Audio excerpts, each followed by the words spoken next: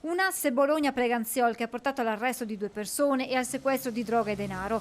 L'articolata attività investigativa al contrasto del traffico di stupefacenti è stata portata a termine dai militari della sezione operativa della Compagnia Carabinieri di Treviso con il supporto delle squadre di intervento operativo del 4 Battaglione Mestre e della stazione di Mogliano Veneto.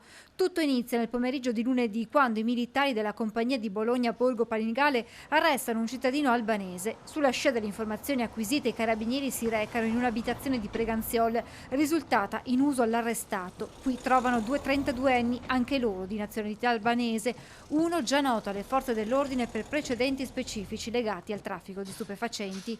I due al momento dell'arrivo dei militari tentano di ripulire l'abitazione nella quale nel corso della perquisizione vengono trovati nascosti in uno zaino oltre 20.000 euro in contanti e circa 350 grammi di cocaina pura suddivisa in 3 panetti e occultata all'interno di un'auto parcheggiata nei pressi dell'appartamento.